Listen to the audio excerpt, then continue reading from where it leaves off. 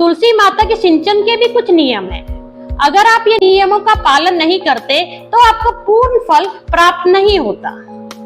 जैसे कि तुलसी जो माता का जो पौधा है वह कभी भी बिना स्नान के स्पर्श नहीं करना चाहिए, क्योंकि यह बहुत ही धार्मिक पौधा है। अगर हम बिना स्नान करे तुलसी माता को स्पर्श करते हैं तो वह सूखने लग जाती हैं।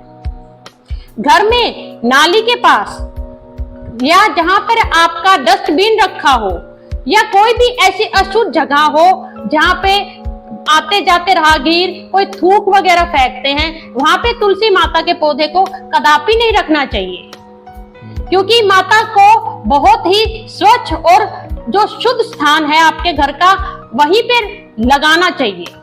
उत्तर पूर्व की जो दिशा है, जो ईशान कोण माना जाता है, वहां की दिशा तुलसी माता के लिए सर्वोत्तम मानी गई है। तुलसी माता को नाखून से कभी भी नहीं तोड़ना चाहिए। रविवार, द्वादशी, पूर्णमासी, अमावस्या और एकादशी को तुलसी कभी ना तोड़े। आप एक दिन पहले तुलसी को तोड़ के रख सकते हैं। सर्वप्रथम तुलसी माता से आज्ञा लें कि मैं श्री हरि विष्णु की सेवा के लिए आपको तोड़ना चाहती हूँ। उसके बाद माता के पत्तों को बहुत ही हल्के हाथ से और सम्मान पूर्वक तोड़ना चाहिए।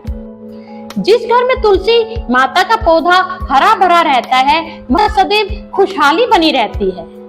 तुलसी माता पे चुनरी अवश्य उड़ाकर रखें, क्योंकि इन्हें तुलसी माता को विष्णु पत्नी के रूप में माना जाता है। आप जो तुलसी माता का जो गमला है उसके नीचे आप चुनरी उड़ा सकते हैं। तुलसी माता के समीप भूलकर भी झाड़ू पोछा या कोई जूते चप्पल इसका स्थान नहीं होना चाहिए। जब भी आप तुलसी माता के सामने दीपक लगाएं, वह अगर देसी घी का हो, गाय का, तो यह बहुत ही शुद्ध माना जाता है। और जब दीपक ढल जाए तो उसे उठाकर रख देना चाहिए। गणेश प्रतिमा और भोलेनाथ की जो शिवलिंग होता है वह तुलसी माता में कभी नहीं रखना चाहिए। जो तुलसी के पत्ते जो टूट जाते हैं या गिर जाते हैं उन्हें डस्टबिन में भी नहीं फेंकना चाहिए। स्त्रियों को यह अवश्य ध्यान रखना चाहिए कि मासिक धर्म में उनकी छाया भी तुलसी माता पे नहीं पड़नी चाहिए। जो आपके घर की मेड है आप उसे भी यह चेता सकते हैं कि वह जब अशुद्ध अवस्था में हो तो तुलसी के आसपास वह सफाई ना करे।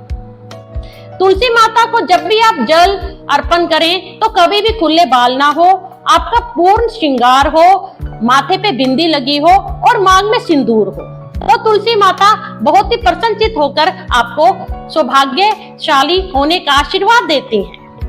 केले और तुलसी माता के पौधे को एक साथ लगाने से कई गुना फल अधिक मिलता है, क्योंकि केले में श्री हरि विष्णु का वास माना जाता है।